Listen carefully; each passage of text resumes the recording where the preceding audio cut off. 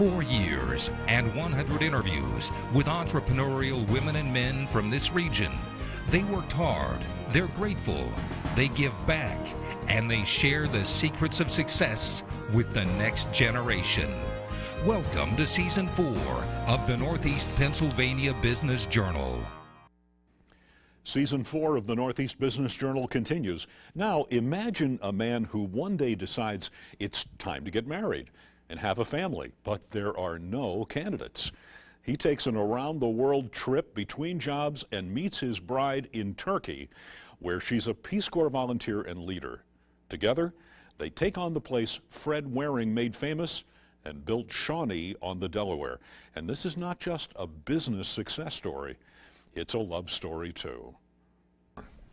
I'm Charlie Kirkwood, and I live in Shawnee on Delaware, Pennsylvania, where my wife and I own the Shawnee Inn and Country Club. And that's all I'm going to get out of you? Well... You're going to make me work to get this, aren't you? Well, no, but what would be interesting, I have 5 kids, happily married. They're happily married, I'm happily married, and 15 grandchildren, number 16 on the way. Wonderful. And Ginny, your lovely wife, you met in the Peace Corps? Ginny was in the Peace Corps in Turkey running an orphanage, and that's where I met her, and immediately decided I wanted to marry her. Immediately? Immediately. And how long did it take for you to close that deal? Well, that's a good question. I knew in 20 minutes I wanted to marry her, but it took me 13 months till she agreed. Persistent, I guess, Ginny, huh? He was persistent, but we were far apart. I had a year to go in the Peace Corps, so we had a long-range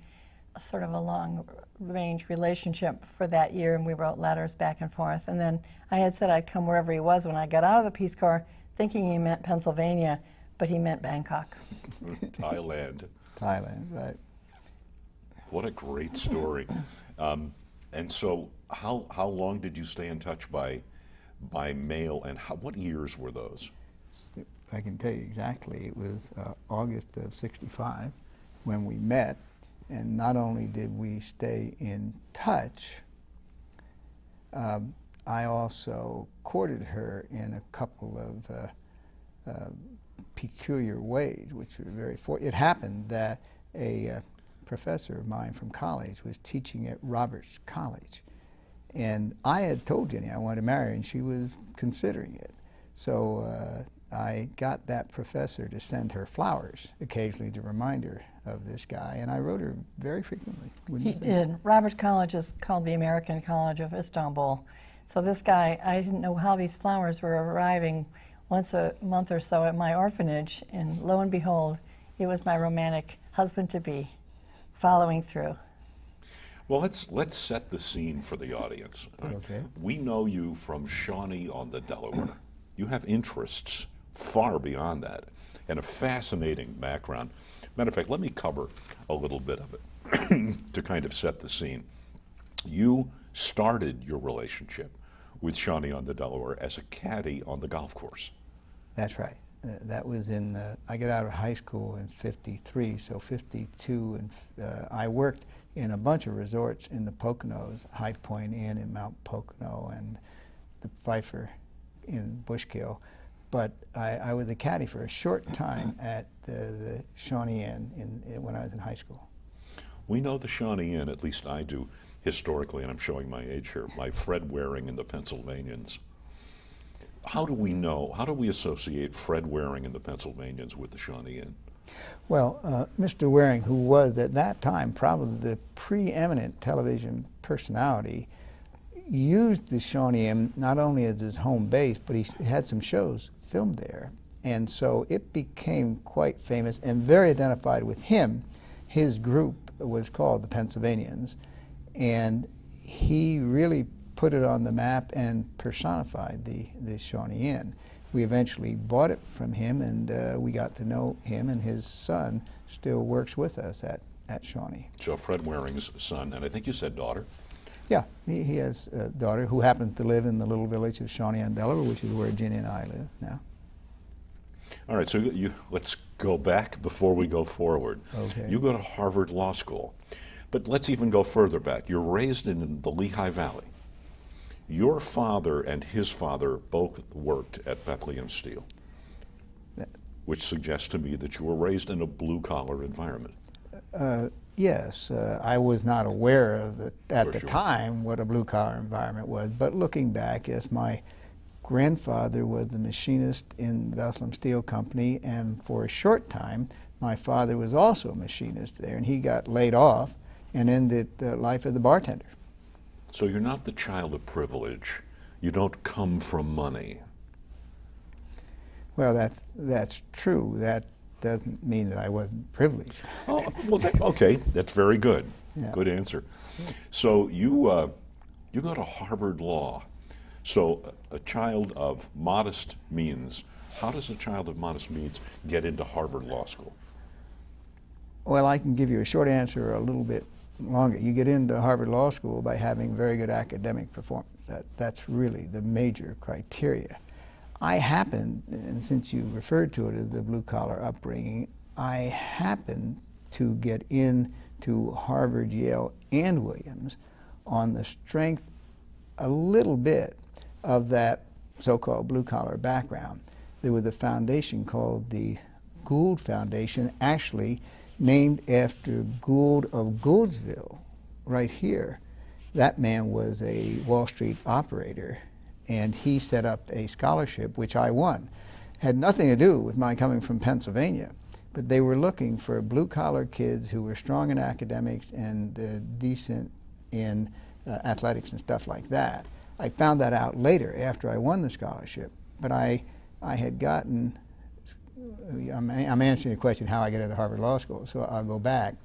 I knew that I wanted to go to Harvard Law School from the time I was 11. So it was a little bit direction. You might need to explain how you knew at age 11. Okay. I'll explain. Okay. He was a paper boy, and he happened to deliver papers to a law office. And he, Aaron and Altman was the name of the law office. And at one point, he happened to ask the principal partner of that law office, how do you turn into a lawyer? No. Sorry. I asked him, how can you afford to buy a new Buick when you don't work? And I'll give you a little bit of color on this. The newspapers cost a nickel a day, which was 35 cents for a week. And if I delivered the papers to Aaron and Altman, was the name of the law firm, and if I got paid by the office manager, I got a nickel. But if I waited till Saturday morning, I got 50 cents instead of 35 cents because the partner there would give me a half a buck for delivering the paper. So we had a little bit of a relationship. One day he showed up in a new Buick, and I said, how does a guy who doesn't work afford a new Buick? He said, what do you mean I don't work? I said, well, you sit at a desk. Because my idea of working was you go to the steel company or you cut down trees or you build houses. And he said, well, that's work. I said, really? And he said, well, I'm a lawyer. I said, well, lawyers go to court. He said, no, some lawyers sit at a desk, talk on the phone, and make money. And that sounded like a pretty good deal to me. So I said, how do you become a lawyer?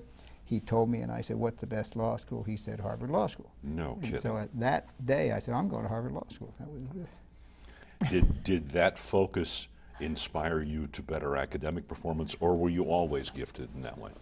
Well, I had good marks in school, but I'll tell you what it did do. It informed me of the precise way that you get into law school. By the time I was in high school, I understood about college admissions and stuff, but I happened to be president of the student council in my high school.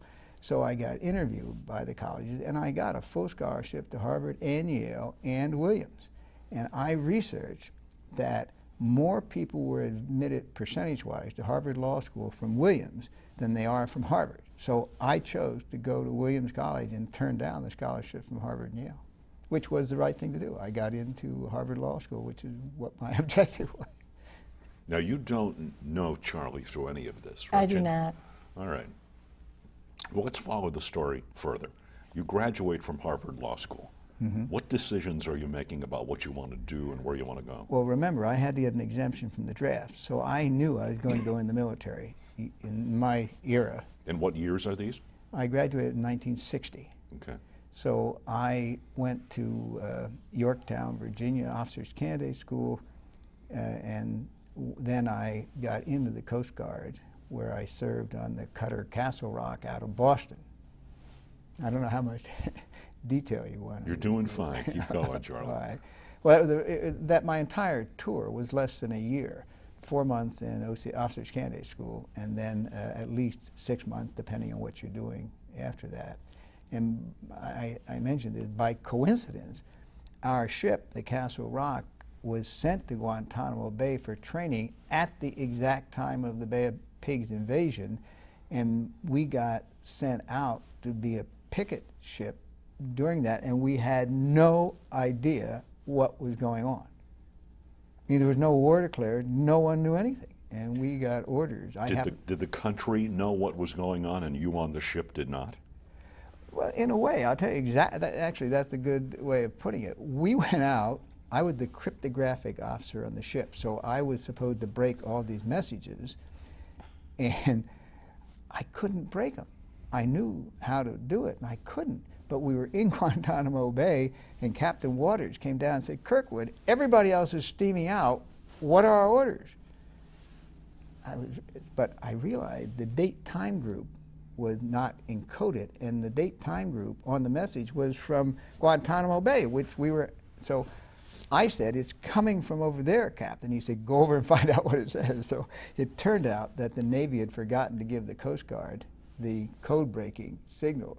But the message that we got was to proceed to such and such a longitude and latitude and interdict traffic to the beach, which is a very unusual order to do. And so we went out and theoretically interdicted passage to the beach during the Bay of Pigs. Guantanamo Bay is a long way away from the Bay of Pigs, but we steamed out, and I had no idea. No one on the ship knew what we were doing. The next 2 days later, we were deployed for 2 days. 2 days later, we came back, and I called my mother in the States, and she told me what was going on. Incredible. So. Ginny, do many people know the stories we're hearing? I don't think so. Charlie tells them if asked, but he doesn't talk a lot about his past per se, necessarily. Although we do think that it's interesting. It's kind of unusual and interesting the way we met and eventually married in Thailand. Amazing. So it's the early 60s, Guantanamo Bay, Bay of Pigs, you're out of college, Coast Guard, and so on. Shortly you'll be going to Vietnam, and I do want to get there in just a moment. But earlier, before we started the interview, I asked you if Shawnee on the Delaware was your first investment, and you said to me you'd been investing since you were a kid. I should have said I've been working since I was a kid, but I know what you mean. Yeah, I don't exactly know why, but at 8 we had an oxheart cherry tree in our backyard, and I would pick the cherries, put them in the boxes, take my express wagon around our neighborhood and sell cherries. So when I say I've been doing that since I was a kid, that's sort of the business. So. Okay, work ethic.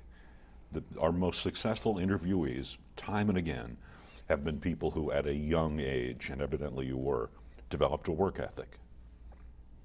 Yeah, I'm not exactly sure whether I would call it a work ethic, but looking back, I now see that I was always figuring things out. I'll give you another example of that.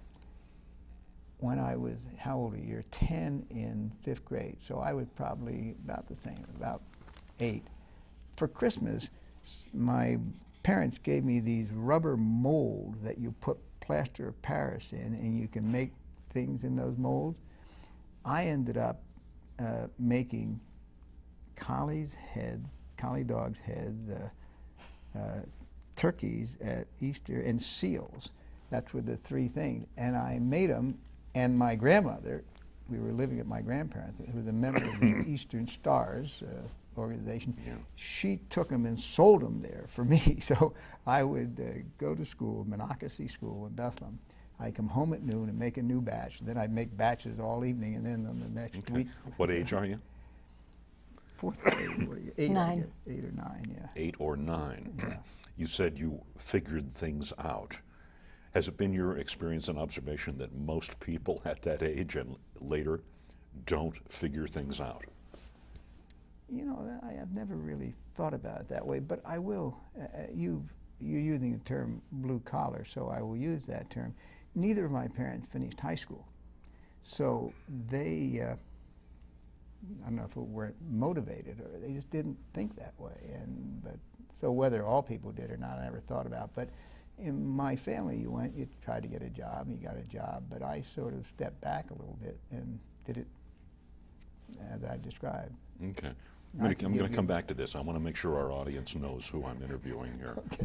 Okay. Charlie Kirkwood and his wife Ginny are the owners of Shawnee on the Delaware and many, many other things. You are both hugely successful business people. So we're going to come back to the beginnings of the story and eventually get to the ends of the story, but it's absolutely fascinating. So we'll go back to the military. When do you complete the military mission? In the late 61, late 61. Okay, so we're at the Bay of Pigs. Mm-hmm. What do you do after you're out of the military? Well, I have interviewed at Harvard Law School, and I am hired by a man named Lee Loomis to work for him on Wall Street. Now, there's sort of, I hadn't thought of it, but it sort of ties into what we talked before. Mr. Loomis was both a very nice guy and a very successful guy, and his family were somewhat famous on Wall Street, and he had inherited the business. His hobby was sailing world-class yachts, and he actually sailed for the America Cup. And when he interviewed at Harvard Law School, he said, I want somebody who doesn't know anything about sailing and will never sail, because he wanted somebody to be in the office, which was one of my qualifications, that I knew nothing about sailing. And it happened that I specialized in tax law, and he also wanted a tax lawyer. So I got hired and went to work at 45 Wall Street when I got out of the service. And how many years were you there? I was there for only a year, but Lee owned some properties in Ohio where I went to assist him in selling those properties. Okay, Could I interject something, yes, please? Definitely, Ginny.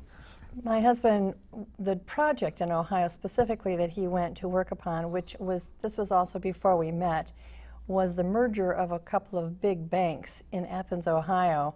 And the merger was completed, and it was one of the first banks in the United States to ever have be computerized. But the important thing is that after this merger occurred, one of the people who had been a president of one of those banks was in line to become the president of this new, very large bank in Athens, Ohio, except he died. And so Charlie Kirkwood became the youngest bank president in the United States at age 26 and lived then in Athens, Ohio for several years, running a major bank. May I ask you a direct question? You may blanch a little with this, but is this the beginning of the fortune? Oh, you know, it's hard to trace. Let's talk about savings. I wouldn't say that it particularly was, but I have to correct what Ginny said. She said it was a major bank. It was a major bank in Athens, Ohio. It was a tiny little Well, it's where Ohio University is, and it was a big bank. Yeah, in that town it was a big bank. Your humility's getting in the way, Charlie, of your wife's pride. Yeah. But back to my question: is this the beginning of the fortune? You're a child not of money, but when did it dawn on you? When did you realize the importance of saving and having a vision for the future? Oh, well before that. I mean, I had a whole bunch of other businesses when I was a kid, and when I was at Harvard Law School, I ran the newsstand at Harvard Law School. So I was always doing something. So there was never some time that the light turned on. It was always on. Well, I always thought the right thing to do was to try to own something. I mean, that I never thought of it at the time, but that was the distinction that I made. Rather than having to work for somebody, if you can own something, you're better off. Now, are you saying that you're looking back and seeing that, or did you sense that you knew it very young? I've never really thought of this before, but it seemed to me like everybody would come to that conclusion as they thought about it. So it wasn't that, when did I think about it? I just think that's the way you think. So you had several businesses before this period of time in banking. Tell us about some of those beginning small businesses. The molds were one. Okay. Well, there was the Church League Baseball League in Bethlehem, and every Tuesday and Thursday nights they played baseball not far from where I was. So instead of my going to see the games, I'd ride downtown to Matz's Peanuts and buy 10 pounds of peanuts, put them in the little sacks, and sell them at the baseball game. And what age are you? We were about 11, I think, something like that. Yeah. But I mean, in college, I feel a little bit embarrassed talking about these things because some of them seem not particularly noteworthy. But one of the You'd be surprised how noteworthy this is to the viewers. Well, one of the requirements of the Gould Scholarship was that the recipient was not to work. They paid absolutely everything. It was the only scholarship that Williams gave that paid your transportation, your room and board, everything, but they required that you not work. And that was very hard for you, wasn't it? Impossible. I actually went to the Upper East Side of New York to the foundation in my freshman year at Williams, and I asked them to exempt me from that requirement, which they agreed to do if I forget the wording, but if I kept my grades up. And so in college, I had at least 4 businesses during the time I was. You weren't working for anybody, they were your businesses. Well, I waited on tables, so I was working for somebody then. But I set up some little business. I published an address book, and I ran a laundry. There was a student laundry, and the guy who ran it graduated, so I bought that from him, and I ran the laundry. You're going to college and you buy the business from somebody. Are you saving money through all of this? Yeah. Yeah, in fact, I did. I finished college. I remember I had an account at the Fidelity Title and Trust, and every Friday when I had my paper route, I started that, and I kept that all the way through college.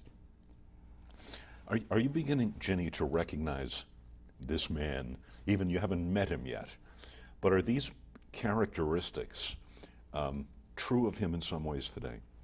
Yes, he works very hard. He's always thinking, and he's very frequently, after 45 years of marriage, he still frequently surprises me with ideas he will have that are either something that does good for the community or something that makes money. And there are lots of such projects around Shawnee all the time.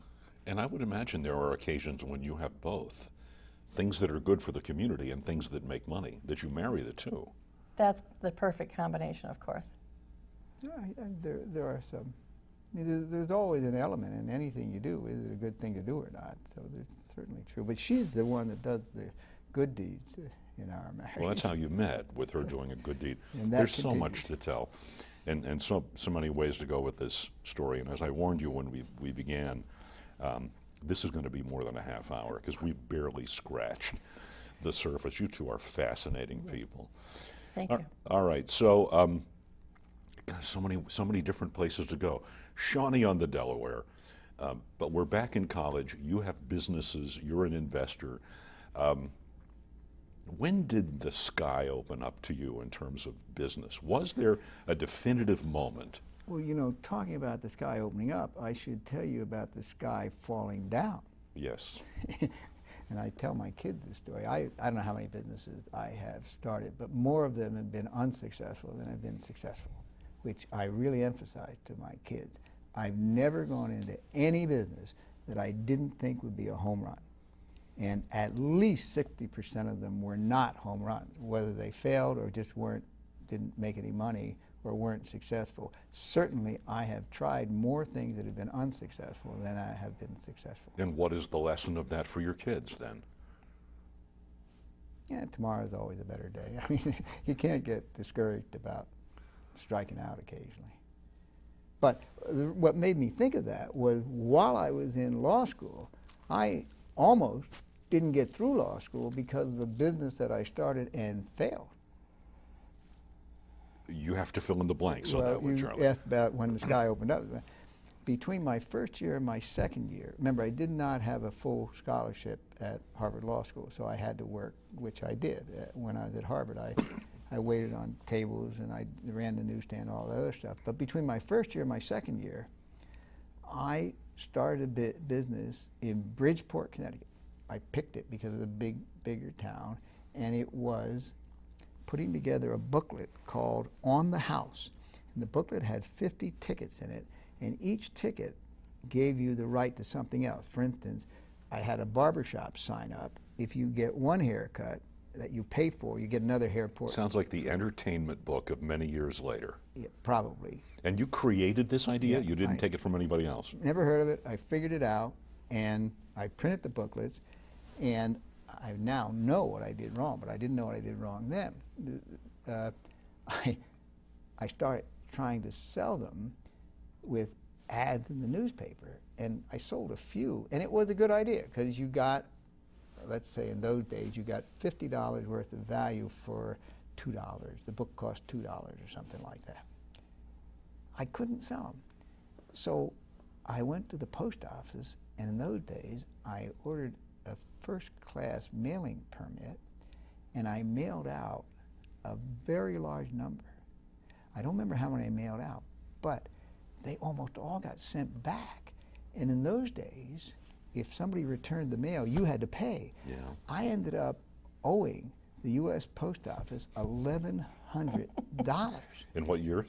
That was my second year, so 58. Now, just to give you a comparison, tuition at Williams College when I entered in 54 was $700 a semester, and I owed the U.S. government $1,100. So, and I didn't have a cent. I hitchhiked up to Cambridge. I went to the dean of admission, Mr. Tepfer, whom I knew well because I worked in his office my first year as a clerk. And I said to him, Dean Tepfer, I don't have a dime, I don't have a place to live.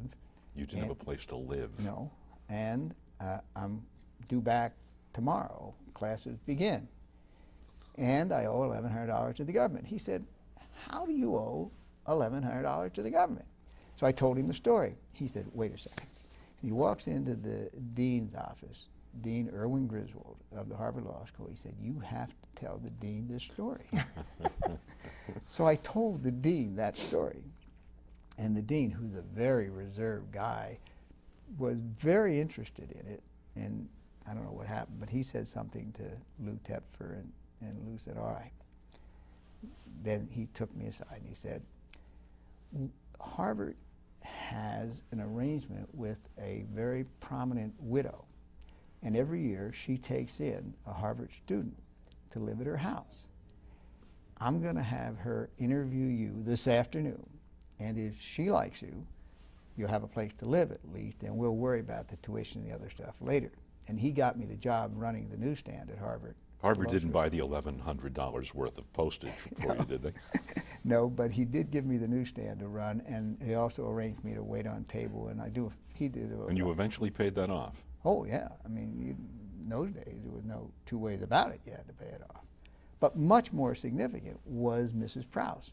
He introduced me to a woman, her name was Martha Peabody Prouse, and she was the matriarch of the Peabody clan, which is a very famous family in Massachusetts. In fact, her nephew was Chub Peabody, who was the governor of Massachusetts. And she lived in a very nice house in Canton, Massachusetts, which is the other side of Boston from Harvard. And she had a 7th, 8 mile horse track there. It was a fabulous setup. And she interviewed me under sort of peculiar circumstances. She had McLeish, a little Scottish terrier, with her during the whole interview. At the end of the interview, I was sort of expecting some indication. She didn't say anything. She said, I'll talk to Harvard. Mr. Dean Tepfer called me up and said, Charlie, you got the job. I said, great. Month later, I determined it wasn't her. It was McLeish. Yeah. If McLeish liked me, I had the job. So you had to talk to McLeish. Yeah. And in fact, I lived in the most palatial circumstances you could ever imagine. We had a maid and a butler and a beautiful house, all my meals, everything. I had to take the subway, and I studied in the subway going between Mattapan and Cambridge for 2 years. Amazing. His job was to walk McLeish around the That was the job? The racetrack every night. That was all he had to do. All right, it's time to get Ginny involved in this I'm interview, sorry. Charlie. No, Well, it's actually, all I would like you to tell us about Ginny and what role she has played in the people you are today. Oh, well, the predominant role. As I said, I knew I wanted to marry Ginny as soon as 20 minutes after I met her.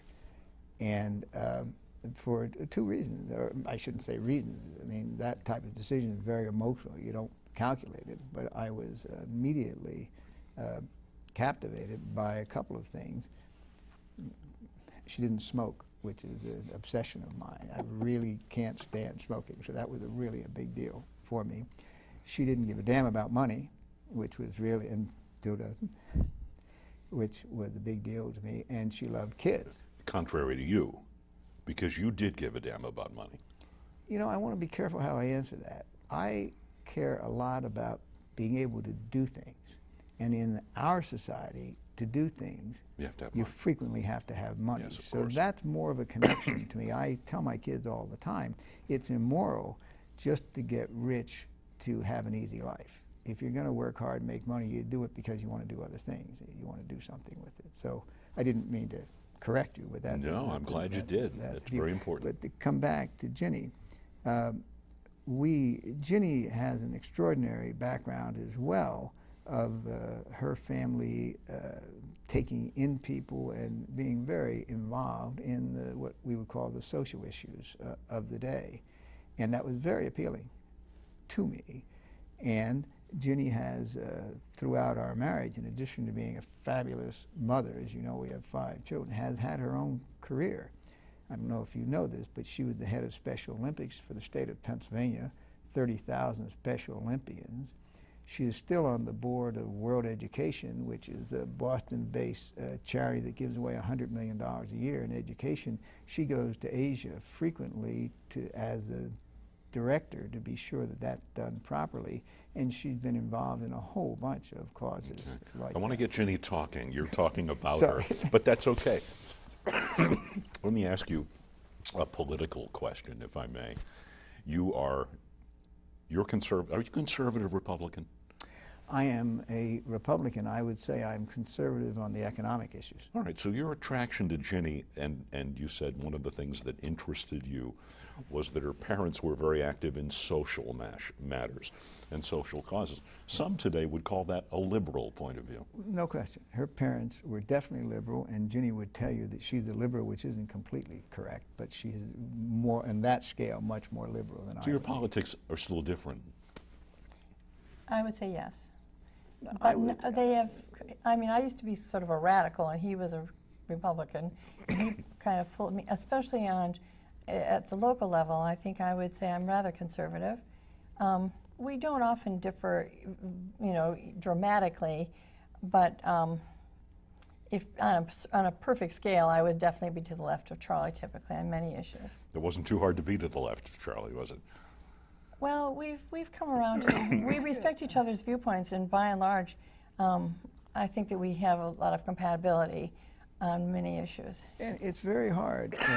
Liberal versus conservative really mask values. I mean, you can have very, very similar values, which I say Ginny and I do, Yes. and be classified as liberal or conservative, which mask the agreement on the values. How many years are you married? 45 years this year. 45 years this year. Tell us about you. Where did you go to school, and how did you get to the Peace Corps?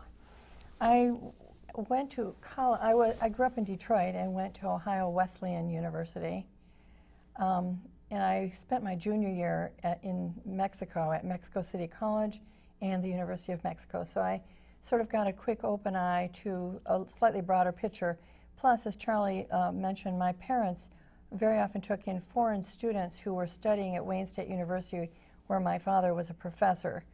But again, my family was not also a wealthy family. My father got his PhD when I was 7, and then my mother went to college at age 40, and they struggled along. And part of the reason they took in students was because it was helped financially. But it did open our eyes, my 2 sisters and I, to sort of broader world. And my parents though they had not ever had a chance to travel, definitely had a broad spectrum to their life. Eventually, I joined the Peace Corps because of Kennedy and his speech about his inauguration speech. Yes, about ask not what you can, yes, your country can do for you, what you can do for your country. And it spoke directly to me, especially having just returned from a year in Mexico where I saw a good bit of poverty and the need for the importance of trying to help other people. And at that time, we all thought we could save the world, and we were all interested in Bobby Dylan and the times they are changing and all of those sort of thing. And I thought I was a small version of Joan Baez and I could go and help save the world. And I was very surprised when I was invited to go to Turkey because I already spoke some Spanish and was really interested in Latin America. However, Turkey turned out to be a wonderful place for me. I lived for 1 year in a very small town where I worked in a provincial orphanage, and the second year in a slum in Istanbul. And the reason I'm very happy I went to Turkey is because I met Charlie as he was passing through Istanbul on his trip around the world, following his years as a banker. When he tells me he was looking for a wife, but he was also learning about the world Okay, itself. let's time out. I got to hear more about a couple of things that you Sure. mentioned. We're going to come back to you. Fine. You took a time out. You essentially said, I took a year off. You traveled the world. You told your friends you were looking for a wife. You better tell us about that. Well, it's not quite that cynical. I was 30. I wasn't married. I knew I wanted to get married. I knew I wanted to have kids, and I was taking at least a year off, to, as I like to say, to see if the world was round. And I met women on that trip, and it was actually through another woman that I got introduced to Ginny, and that was, of course, the beginning of our romance and our marriage. But remember, this is the height of the Vietnam controversy at that time. And a lot of people in this country were trying to figure out what's going on. And I was involved in a conversation, I don't know, a dialogue with a professor at Ohio University about what was really happening in Vietnam. And one of the things that I wanted to find out was what was happening in Vietnam. And on my trip around the world, I hitchhiked into Saigon. So during the Vietnam War? During the Vietnam War. What year? We got married in the end of 65. Yeah. And I bummed around, I hitchhiked around Vietnam during the war on planes and stuff. So I was, and Amazing. I was there really, and I mean, you were probably aware of it, but this was an intense issue in my generation. Pitted generation against generation in our country, without Yes, question. sure. Yeah, and you couldn't be liberal or conservative or involved or uninvolved. I mean, it was really the first time when we were involved in a cause which involved every aspect of your life, whether it was business or whether you were going to go to college or go in the military. I mean, people were fleeing to Canada because they didn't want to go in the military. So it was a really an intense intellectual... tumultuous time in our country. Tumultuous time. Absolutely. So what did you discover? You hitchhiked around Vietnam. What conclusion did you draw? We still have interest in Vietnam today. But that's not the question. Right. The question is, what did Charlie Kirkwood conclude about the Vietnam War because you hitchhiked around? All right. I think the activity of the Americans there assisted in opening up some of the fantastic things that are happening in Asia now. That's a complicated story. But had we not gone into Vietnam, I think it's very likely that Asia would be significantly different today than it is. I can draw a line, but it would take me more than a half hour, between what we did and the economic development, particularly in Taiwan, Korea, Singapore, those tigers. Thailand. And also Thailand. And Thailand. I can draw a line between them and what's happening in China today, and I would say, had we not gone into Vietnam, that would not be true. All right, well, let me ask you a really tough question. Go ahead. Was what you've described as the benefit worth 50,000 American lives? No one can put a value on a life, so I can't give you a dollar and cents kind of answer, but I'll say this. We lost 57,000 people killed in Vietnam, and we kill 38,000 people a year on our roads in this country, in automobile accidents.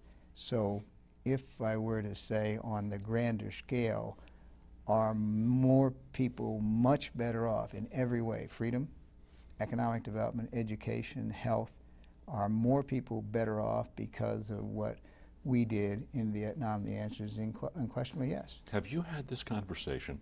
No, not really. Because you're telling me about the times they are a-changin', Joan Baez. I can relate to all of that. And the spirit behind all of those protest lyrics and melodies, and they're not consistent with what your husband's saying. I can't comment on his viewpoint, though I would definitely concur that the presence of the Americans in Asia dramatically changed a lot of things about many of the peripheral countries, I think, for the better. In terms of Vietnam itself, it's very interesting. I was in Vietnam 2 months ago, and the people over there love Americans, were incredibly nice to me, and it was hard for me to also to bridge the fact that we had a small home and apartment in Vietnam, in Saigon, in the late 60s, and you know, during the war, that would have seemed inconceivable to me that this could be possible, but it is possible and it is happening, and I don't know for sure, but I think that the fact that there were a lot of Vietnamese who had a lot of relationships with Americans that have perhaps lent to this, you know, prosperity that is occurring all over Southeast Asia now, in both the business climate and the political climate and every other way. And the outlook. I mean, I can give you a very precise example of one of the things that I learned when I was in Vietnam in '65. Excuse me. Yeah, it was 65. I bummed around, usually with the military. I created an ID card. I created a newspaper, and I said I was a reporter on that newspaper. I wasn't. So you were a credentialed reporter. I got credentialed in Vietnam, and I had an interpreter, and I would interview ordinary people.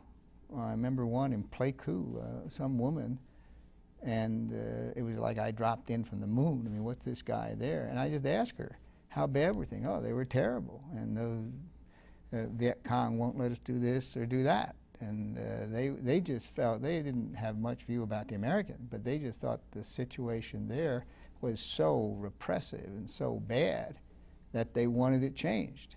Now, you didn't get that from the press, but I was talking to a woman in Pleiku who had no idea who I was, and when I asked her that question, that's what she said. Okay, we're in the 60s. Right. It's time to get to 2011. I'm sorry.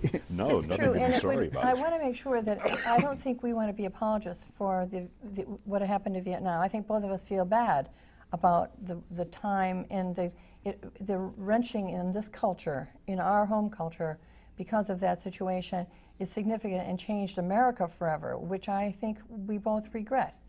Yeah. And we were living overseas for many years thereafter. So it's not, you know, we're not experts on what was happening here, but we know, of course, know about it. Ginny, and I just don't want to be on the air saying that I think the war in Vietnam was a wonderful thing and that it has now caused wonderful progress. You're raising my audience's sophistication, intelligence by your points of view, and that's very important and very much appreciated. Did you, one more 60s question, did the Peace Corps change your life in any way other than meeting your husband? Hugely. I think this is true of all 200,000 people who have served in the Peace Corps. For almost any Peace Corps volunteer, that experience becomes a defining experience in your life, because not only are you living full-time in a foreign country, speaking a foreign language, and finding yourself fully immersed in a very different world, that doesn't go away when you leave. And so you bring that home with you, and that is a prism through which you look at a lot of other things for the rest of your life. I had the intense privilege of 18 years later going back to be the director of the Peace Corps in Thailand, for which I'm not mentioning that for kudos. I'm mentioning it because it was an experience that went on throughout my life, that interest in foreign cultures, the globalization of the whole world, and the chance to look at things not just as an American, but as an American who has had a chance to be in several foreign cultures at length, and then see things through the eyes of those people. And not as a tourist. When you're there as a Peace Corps volunteer, you're on the ground walking the walk. And Ginny walked the walk. I talked to my mother once the first year I was in Turkey, goodness. and I was living in a small village. You know, this is such a good connection, though, to right here.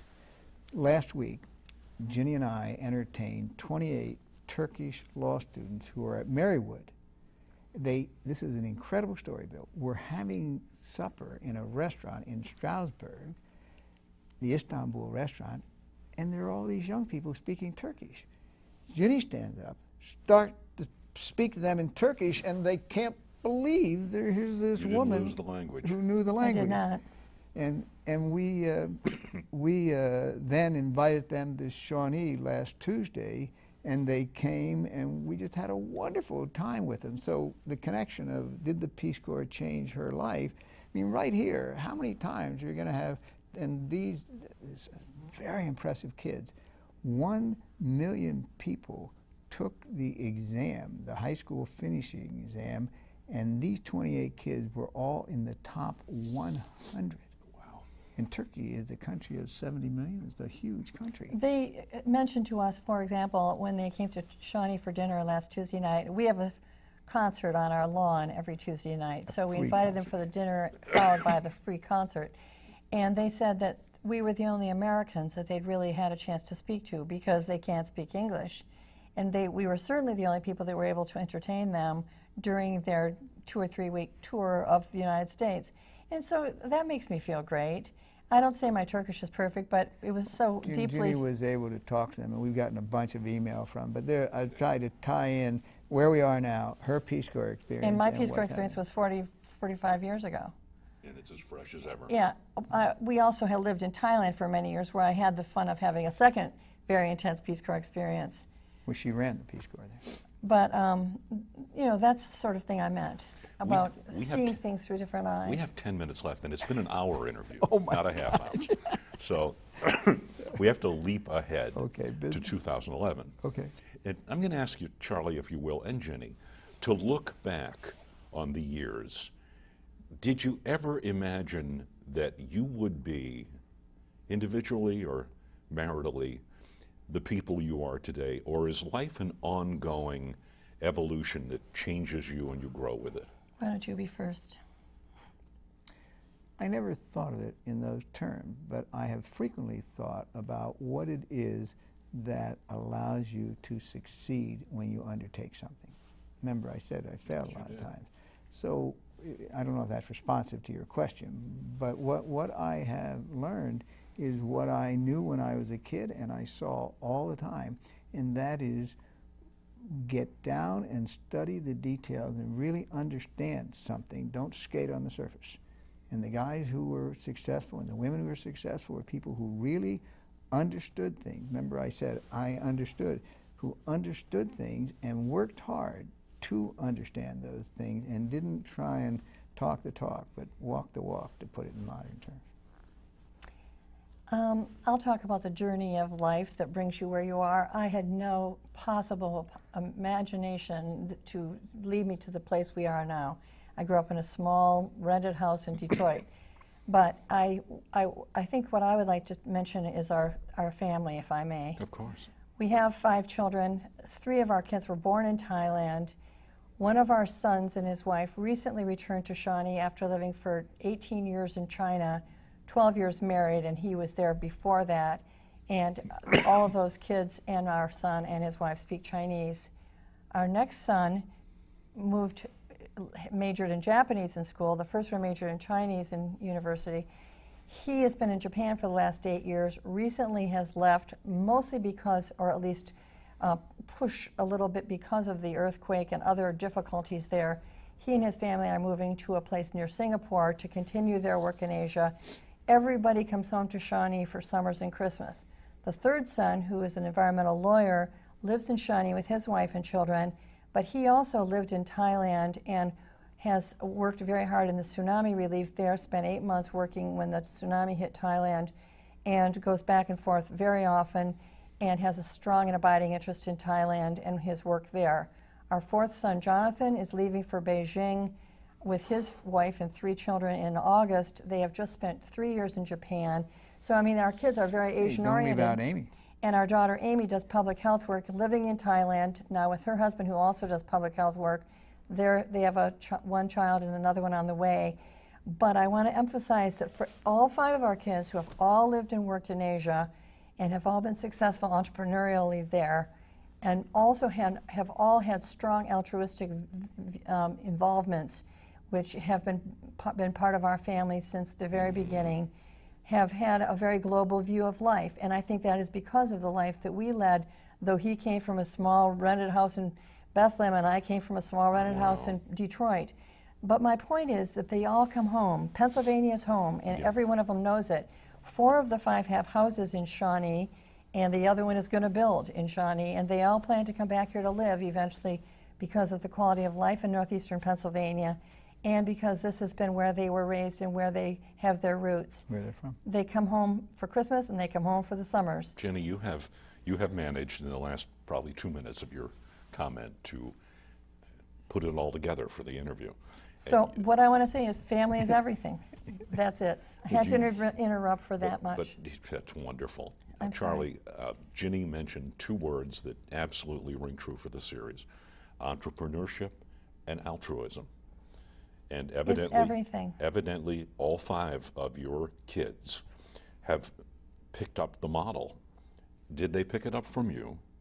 And I know you're a modest person, but we as parents do model for our children. Well, yeah. Entrepreneurship, which is still moving through your blood, and altruism. I'm going to say they picked it up. They probably picked it up by example, but that leads to something much more profound, I think, with regard to our kids. We have been able, and we love our kids and get along very well with our kids, but we weren't always the forgiving, nice parent. Ginny is much more nurturing than that, but if our children didn't do well on a test, I didn't say, oh, it's great you tried. Or if they struck out, I didn't say, oh, you really made a good swing. I said, you should have got a hit. And that's, so there's I don't know if I'm being responsive to that's your a great question, answer. but if they got an example, it was something that we practice in our lives and that we do. Remember I said, you learn the details, you understand what you're doing. You don't skate on this, or you don't, talk the talk. Why am I thinking of Joe Kennedy? I mean, the Kennedy kids were raised by a tough and demanding father. Were you tough and demanding in your own opinion? Well, I have to say this. I didn't think it was my role, excuse me, to make my kids like me. I was much more focused on whether, excuse me, whether they would be proud of themselves, feel good about themselves, be competent, be successful, than that whether they thought I was their buddy. And I'm really delighted to say that I feel I have a very good relationship with my kids now, but I wasn't always there to say, nice try. Any regrets? With regard to the kids? Family. We should have had more kids, I guess. But other than that, I don't have, with regard to my family, I don't have any regret. They're all happily married to wonderful people with wonderful kids. They got very unusual and different educations, but they all are. When we have a conversation, they have important things to say. I just absolutely love it that they have their views. And would they have turned out to be the remarkable kids, grown-up kids, they are today all over Asia and our world, had you not been the kind of father you are? Well, you have to be married to a woman like Ginny to be, I'm guessing, to be successful that way, because Ginny is extraordinarily nurturing, and we did interesting things with our kids. So I almost said it takes a family. It does take a family. I mean, to have kids, in my view, you really need to have both sides of it. They always knew that Ginny was there to bandage them when they skinned their knee, and they always knew that if they didn't do it right, I'd tell them. So I guess that works. Can I say a couple, since this is nearing the end of the interview, I'd like to say a couple words about, first of all, we have a number of businesses in Asia, as you've probably ascertained, and also a couple of businesses elsewhere in Pennsylvania. So Shawnee was really a place to raise our family, more than a place to make money or to have our business interests be centered. But nevertheless, I want to brag briefly about what Charlie has accomplished at Shawnee. The resort is in fantastic shape, and we now have an organic farm where we grow all of our own produce. We raise our own honey. We do our own maple syrup. We brew our own beer. We have a wonderful brewery there started by our son Peter called Shawnee Craft Brewery. And a lot of things like that are going on. And if I might brag just further, the general manager of Shawnee Inn, Rob Howell, last week in Atlanta, Georgia, was named the best general manager in the whole United States by the Association of Hotel and Hospitality and Resort Convention, blah, blah, whatever it's really called. So we're very, very proud of both Rob and the fact that our hotel is in a position where it could be nominated for such a wonderful honor. But that a great deal of that is due to Charlie's perseverance to make Shawnee a much better place than it ever had been under the former owners, and both of whom went bankrupt essentially. Yeah. And we make it a place that's really nice for normal people to come. We provide meals for the hungry throughout the winter. We have lots of free concerts and other cultural events at Shawnee. So if I could just advertise Shawnee just that much. Good for you. And unfortunately, you have 20 seconds to answer this question. Okay. Where does it go from here? Your kids are not going to inherit or take over, one would assume, Shawnee, because they have lives of their own all over our world. Where do we go from here? Well, I don't agree with that. I think our kids will own Shawnee and use it as we view it, as a wonderful place and a base. And I think they will do things not just in business. They will do things which are good for the community and they feel fulfilled about. And I think they'll always be in Shawnee. It's a great place to live. So you have a plan and a vision for the future. So do they. And it involves running Shawnee, I think, and doing other things. Shawnee will be their base, as it was for us. Yeah. Wonderful story. Great interview. You two are fascinating people. Thank you so much for coming here today. Thank you for inviting us. Yeah, you dug deep with some of these things, so we appreciate it. Next week, meet the Northeast Pennsylvania man who learned the hospice business in Florida and Illinois and then brought it back to Northeast Pennsylvania. For nearly 30 years, Phil Decker dedicated his life to helping people at the end of their lives. A lot of people don't understand hospice, and those who work in it, as you'll see, are special people. And next week, we'll also introduce you to Douglas Fink, third-generation president and CEO of Pennsylvania Paper and Supply Company. Learn how it all started in 1922 with his then 23-year-old grandfather.